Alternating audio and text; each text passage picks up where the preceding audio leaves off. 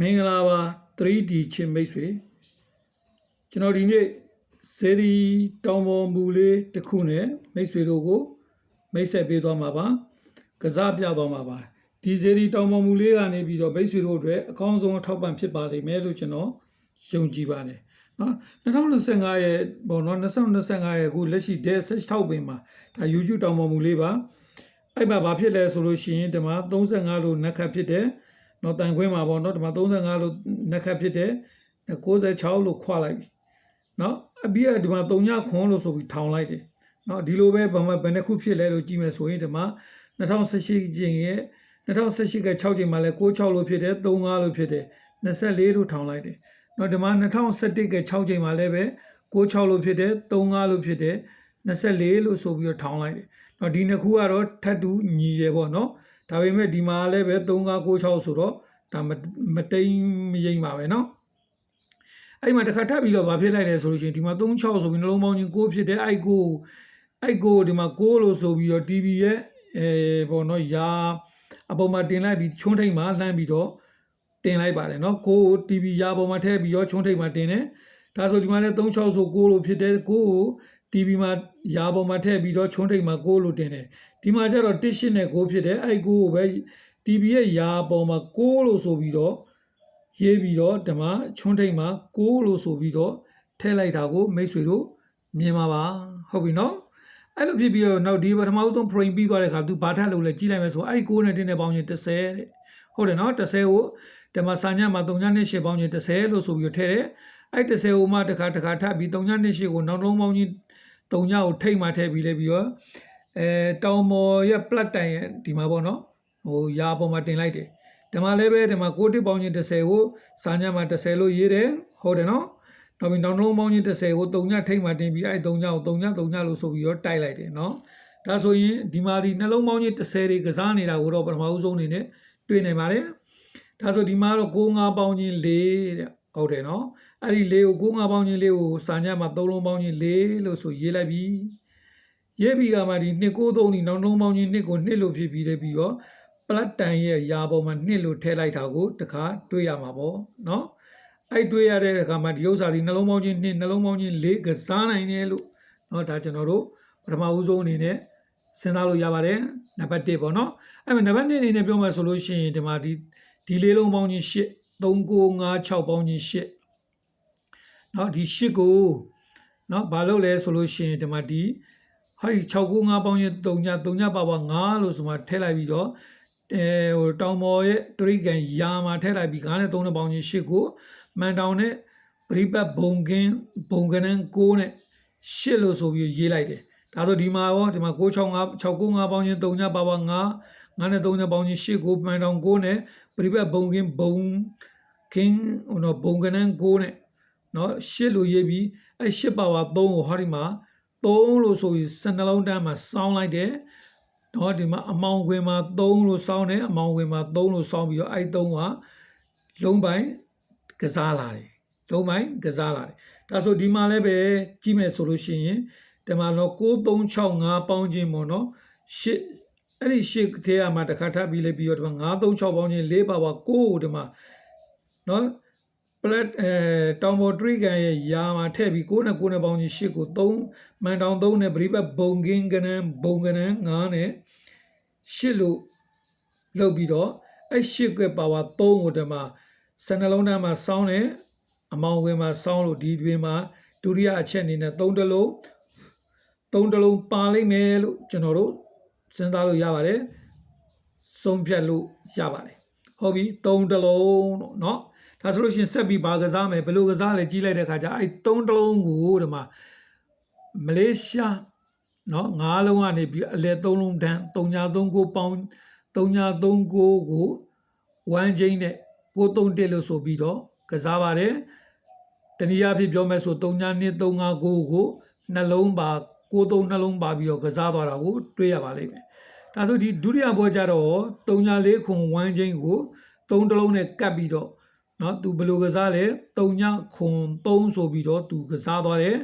เนาะဒါမှမဟုတ်လို့ရှိရင်3ည6 4တစ်ခွန်ကနေပြီးနှလုံးပါပြီး3နဲ့ကပ်ကစားသွားတယ်လို့ကျွန်တော်တို့ဒီလိုတွေ့ရပါတယ်ဒါဆိုလို့ရှိရင်ဟုတ်ပြီယခု ဒီပွဲမှာခေါ်တွေ့နေချက်ကတော့တွေ့ရှိချက်ကတော့946ကို1ချိန်နဲ့3နဲ့ကပ်ပြီးကစားပါမယ်သူကတော့YouTube တောင်ပေါ်တော့ခိုင်းနေပါပြီဒါဆိုလို့ရှိရင်3နဲ့946ကိုကပ်ပြီးကစားမယ်ဆိုရင်ဘာကစားမလဲ943နော်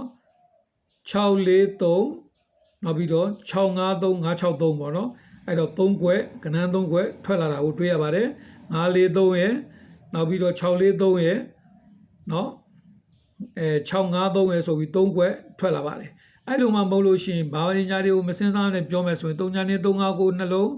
36441ခွန်နှလုံးဒီမှာ99426ကလည်းနှလုံးပါပြီးတော့နော်ကစားမယ်လို့နော်ရှိပါတယ်နှလုံးပါ3လုံးကစားလို့ရတာကို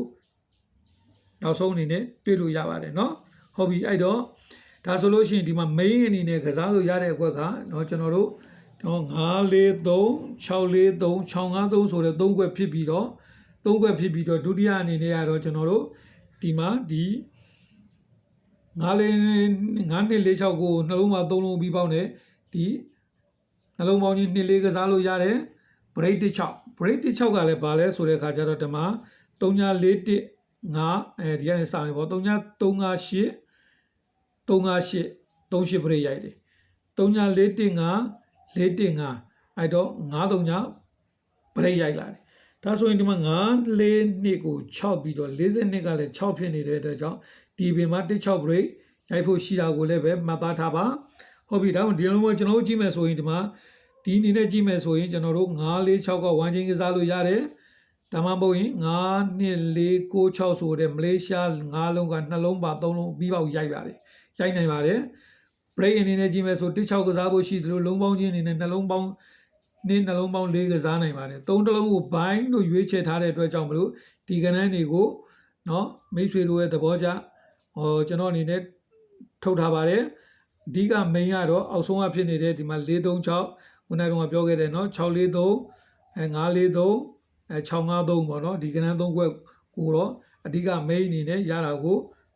တွေ့ရပါလိမ့်မယ်เนาะဒါဆိုရင်943 643 653ဆိုတာတွေကိုအဓိက main ကစားပြီးတော့ channel ဒီထဲမှာပါနေတဲ့ကဏ္ဍတွေကိုကျွန်တော်တို့ရမ်းပြီးတော့ကစားလို့ရတယ်လို့ကျွန်တော်ပြောလိုက်ပါရစေเนาะအဲ့ဒီမှာတခါထပ်ပြီးလဲပြီးတော့ကျွန်တော်တို့ဒီမှာတော့ပြောနေတဲ့ဒီ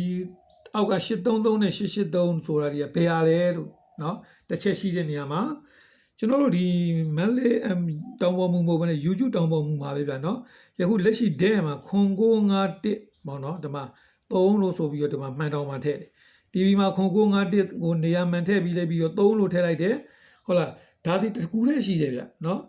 2021ခု8ကြိမ်မှာ0951လို့ဆိုပြီးတော့မူတွေပုံမှန်ထည့်လိုက်ပြီးတော့မှန်တောင်မှာ3လို့ထည့်လိုက်တယ်အဲ့ဒီလိုထည့်ပြီးလဲပြီးတော့ဟိုင်းမှာ2ခွန်ဆိုပြီးတိုက်လို့ဒီမှာလည်းပဲအခု83လို့တိုက်ထားတယ်အဲ့ဒီ83ဆို2ခွန်ဒီဒီမှာနှလုံးနဲ့2ခွန်2လို့ထွက်လာတဲ့အတွက်ကြောင့်မလို့ဒါဆိုဒီမှာ83ဒီ38နှလုံးနဲ့ပြီးဖို့မှာ833ရဲ့883ရဲ့ရှိပါတယ်613ဆိုတဲ့ကဏ္ဍလေးကတော့သူ့ဒီနေရာမှာထွက်လာတဲ့ဥစ္စာကကျွန်တော်တို့ပြောမယ်ဆိုလို့ရှိရင်เนาะဒီ break အနေနဲ့ဆုံးဖြတ်မယ်ဆိုရင်ခွန်ရှိကို4ကို4ပါပါဓမ္မ6လို့ဖြစ်တယ်เนาะဓမ္မဆိုလို့ရှိရင်9နှစ်3ည1ကို1ပါဝါဓမ္မ9 5နှစ်နဲ့6လို့ဖြစ်တဲ့အတွက်ကြောင့်6တစ် break ရိုက်လာပါတယ်ဒါဆိုလို့ရှိရင်ဒီမှာလည်းပဲခွန်ရှိကို4ကို4ကို6 9ပြဖြစ်တဲ့အတွက်ကြောင့်9ပါပါ4 break နဲ့ရိုက်မယ်ဆို8334ရတော့လှတယ်ပေါ့ဗျာเนาะအဲ့လိုမှမဟုတ်ဘဲနဲ့883ကဒုတိယရန်နေနဲ့ရှိပြီးတော့เนาะကျွန်တော်တို့ဒီမှာ2 5ပေါင်းချင်း2 3ပေါင်းချင်း9 9နှစ်ခက်9ကိုဒီမှာ3 4 8နဲ့9ပြီးတော့ဒီမှာ3ထားပါတယ်เนาะဒါဆိုလို့ရှိရင်ဒီမှာလည်းပဲ9 3ပေါင်းချင်း8 8ကိုဒီမှာ1 3ည9နဲ့8ပြီး8နှစ်ခက်1လို့စောင်းထားပါတယ်အဲ့1ကို1လို့ချပြီးလဲပြီးတော့ဒီက3ကိုဒီမှာ3လို့ပြန်ထားတဲ့အတွက်ကြောင့်မလို့1 break ကတော့ထွက်သွားပြီ3 break ရိုက်မယ်ဆိုလို့ရှိရင်တော့ power try အနေနဲ့616ဆိုတဲ့ကဏ္ဍလေးကိုဒီမှာနှစ်ကတလုံးပိုင်းနဲ့ဒီက6တလုံးပိုင်းနဲ့ကစားဖို့ရှိနေတာကိုကျွန်တော်ရွေးချယ်ပေးလိုက်ပါတယ်ရွေးချယ်ထားပါတယ်ဒါကြောင့်မလို့ပထမမူတွေ site တွေရနဲ့ဒီနေရာမှာ943ရယ်643ရယ်653ရယ်ကိုပထမအနေနဲ့ထားပြီးတော့833 883 616ဆိုတာတွေကတော့83ကိုမနာဘူးလို့ပြောတဲ့သူတွေအတွက်ဒါကျွန်တော်တင်ပေးလိုက်တာပါ အားလုံးကိုစိတ်ချမ်းသာကြပါလေပရိဒီကြီးများလည်းအများကြီးပေါက်ကြပါလေ။ပထမဆုံးတင်ပေးထားတဲ့6ခွန်3လေးလည်းမမေ့နဲ့နော်။သူကလည်းပဲတကွက်သေးသောကဏ္ဍဖြစ်တဲ့အတွက်ကြောင့်လို့6ခွန်3နဲ့ခွန်9ဆိုတဲ့ကဏ္ဍလေးပေါ့ဗျာ။ Okay အားလုံးစိတ်ချမ်းမြေ့ကိုချမ်းသာကြပါလေ။မင်္ဂလာပါ။